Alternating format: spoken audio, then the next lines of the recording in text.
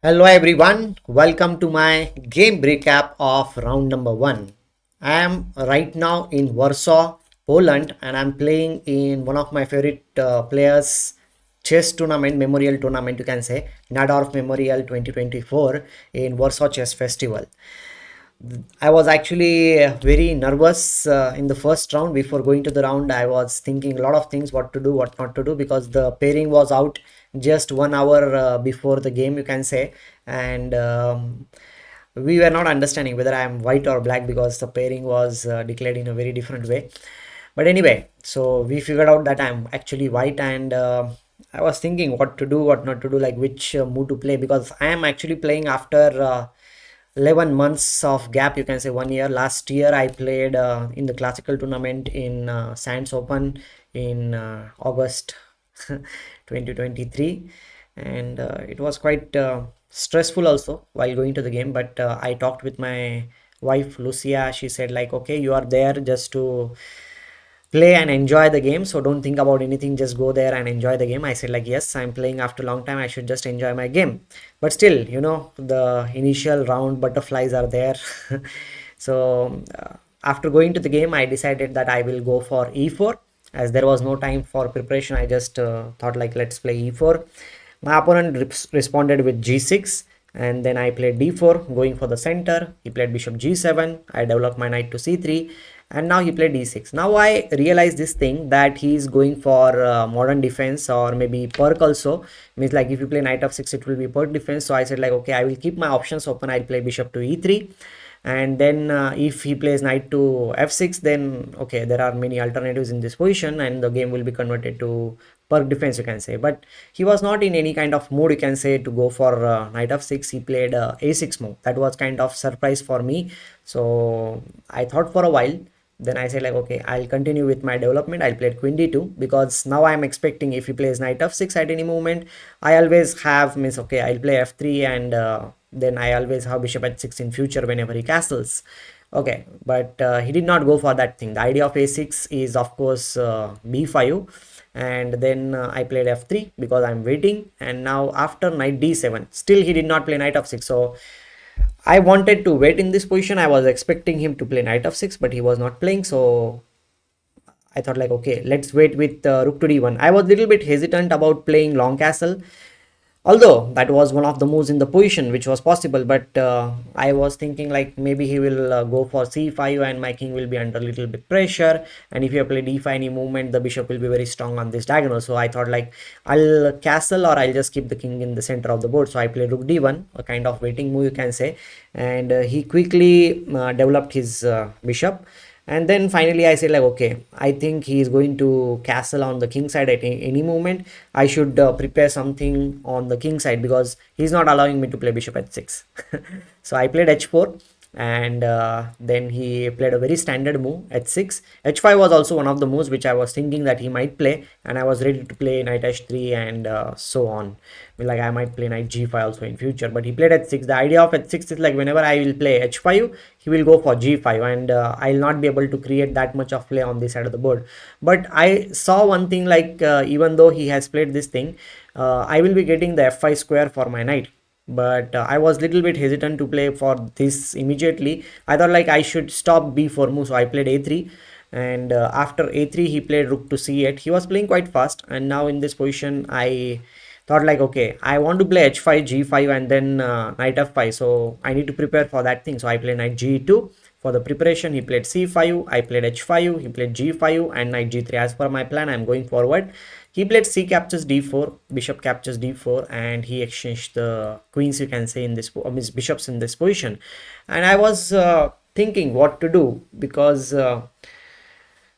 this was pretty complicated position, not that easy, I will say. Means okay, knight f5, I landed on that square, and he immediately played queen to b6. Now in this position I started thinking a lot, because I thought like, my bishop is very bad. I am not getting any square for my bishop. My pawns are on the light square, so he will always have some kind of an edge. So what to do? But then I realized this thing that if I was thinking actually to play queen d2, to be honest, in this position to try to keep the queens on the board. But then I thought like maybe the knight will jump to e5 square, and then he will be having all sorts of this thing, and knight is pretty strong here on e5. I cannot really dislodge that knight. So I said like, well, let the queens get exchanged, no problem. In the future, if I get some chance to play a4, then it will be interesting position for my bishop. Not there, sorry.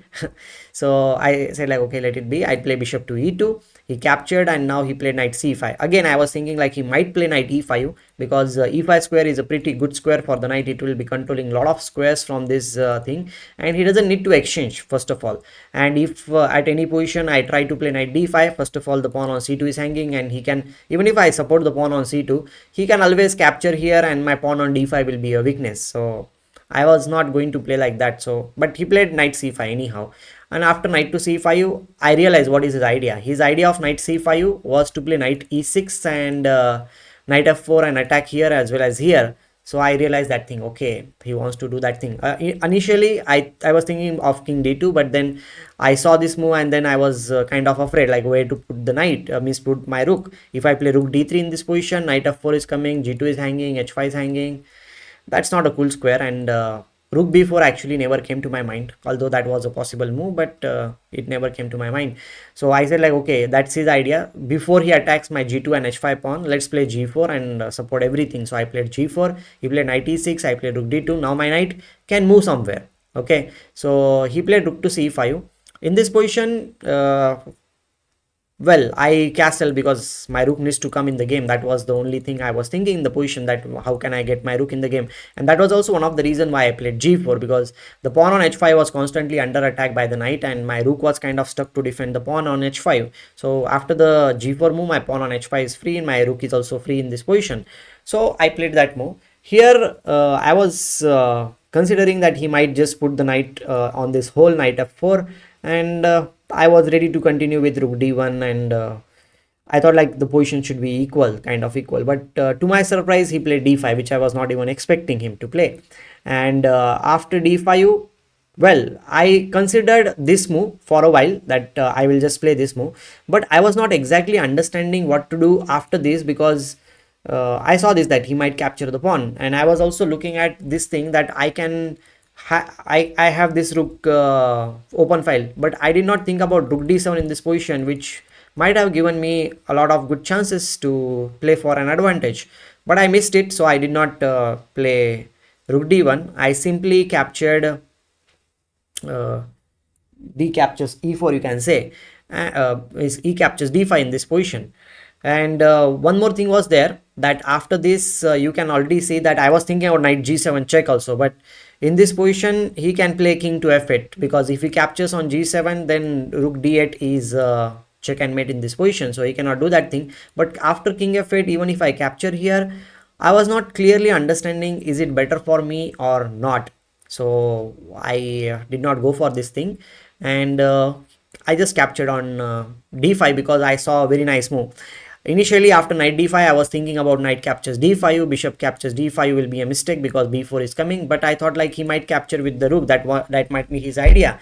And even if I play this rook here, okay, I have good control over the d file, but I was not that sure that it is like better position, clearly better position for me or not. I know his rook is stuck in this position, but I thought like instead of exchanging the rooks in this position, I can centralize my knight, which I feel like much better, because now he needs to go back, and now I will bring rook to d1. He played knight to f4, which I was thinking was the correct move, and well, he could have played knight b6 also, but then I was going to play b3 to stop knight c4 idea. Okay, he played knight f4. If he doesn't play that move, then my idea was quite sure, like just simply capturing here. That was my idea.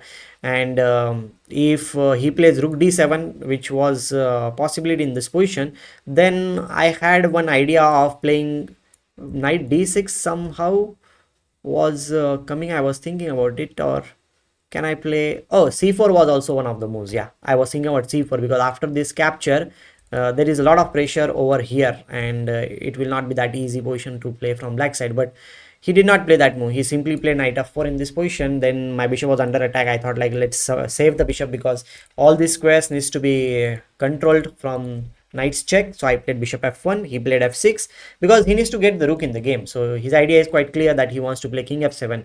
Now I thought like, okay, I can maybe play okay, in this position also when I played rook d1, I was actually thinking about c4 also in this position. But the thing is that after this capture, if I go for this idea was there, but I'm not that sure that whether this position is better for me or not. And if I go for knight into b7 in this position, which was also a possibility, I'm just pieced down in this position. So I was not sure about bishop into c4 idea in this position. So I realized this thing afterward. Initially I was going to play this thing, I was thinking about this thing, but then I said like, okay, I cannot allow that variation to happen. So I played rook d1, he played knight f4, and I played bishop f1 because I need to save my bishop. He played f6, I played c3 because my rook is always stuck with this pawn, and I wanted to play c4 at some point because, as I said earlier also, my bishop is kind of good in this diagonal and I need to open it up. So he played bishop c6 thinking that a4 will not be coming, but I still played a4 in this position. And well, if he captures, then I was ready to capture bishop into a6, and then I thought like a4 pawn is still a weakness. I can always play bishop c4 also to put pressure over here, and he needs to be careful. One more thing was also there, that bishop c6 was important because I was playing rook d7. Like if he plays king f7 in this position, I was ready to play rook to d7, and if he captures here, he's going to lose the pawn on e7 or the bishop on b7. So that's not an option in this position. And if he tries to save the game with rook e8, trying to save this pawn, then I had the idea of playing maybe this check, and the rook on e8 is just gone in this position because of the fork, and the pin is there on this 7th rank. So that was not the correct move. So bishop c6 was correct in order to control the d7 square. He played bishop to c6, and I said like, okay, I need to open up the position. And now he played king f7, which was possible. A captures b5, a captures b5. Now my rooks are not going to come on the d file. I realized that thing. So I said like, okay, it's time to get the other file. I was feeling very confident in this position that I am better or something, but to my surprise, he came up with a very nice idea. He played knight g7, which I was not thinking that much in this position. Then I said like, okay, I cannot really exchange it. I need to get my rook knight back in this position. So he played rook to b8, and now well, I played rook a6. I was kind of excited to play this move because I thought like the bishop will move and then I can attack the pawn on b5 afterwards. But apparently knight into c6 was a better choice because my rook is coming on the 7th rank, and once my rook will be on the 7th rank, other rook will also come over here and he will be under too much pressure, which I clearly missed. I should have played that move. But I played rook a6, which was not that great move. Bishop d7 he saved, and now played b4. My idea of playing b4 was to play knight to c5, attacking the bishop in future. Here he is not able to play e5 because the pawn on f6 is hanging. I can simply capture the pawn and then I can move my knight to b3, and then knight will be coming to c5 square. His weaknesses on the dash squares are quite visible now, you can say. And if he plays f5 in this position, I can still move my knight to c5 square. I don't need to worry because if he captures on g4, I can also capture on d7, or can I just capture on g4? Because if bishop into g4, which is a possible move in this position, my rook was also there. H6 was little weak, and b5 also was weak. I can simply capture on b5. So I'll be having these two passed pawns. He will also be capturing on h5. He'll be having these pawns, but I thought like my passed pawns will be much more stronger because I don't have any king behind it, and he will not be able to push the pawns that much quickly because his king is there in behind his pawns, so it's not that easy. So but it was a possibility. I will say like I was very scared, and I was having just, you can say, 2 or 3 minutes in this position, so I was not clearly sure about it. And we were at 31 moves. So knight d5 was played by him. He is going for my c3 pawn, so I saved it with rook a3. He played knight e3, and now finally I said like, okay, I need to play knight c5. I played it very quickly, and after knight to c5, he captured my bishop on f1. Maybe I could have saved my bishop. I could have played bishop to d3 earlier, but I said like, okay, my knights are pretty strong in this position, I can go for it. And he played knight e6. He wanted to exchange the pieces. I said like, okay, now it's my opportunity. I played knight a6, attacking both the rooks here in this position, and okay, he had only one move, rook to 8 he played, but now I'm getting a pawn. So I got the pawn with knight capture c7, which he missed because I'm attacking the b5 pawn with two pieces in this position. I captured the pawn. Pretty complicated, I'll say. He gave me a check. I played king f2, and now in this position, in time pressure, he actually made a blunder. He played rook to c1, and now discord attack came, knight e2, and the rook on c1 is under attack. The rook is attacking the bishop on d7, and even if we capture here, just extend down, plus these two pawns are there. So my opponent just resigned when he was having just 1 second on clock.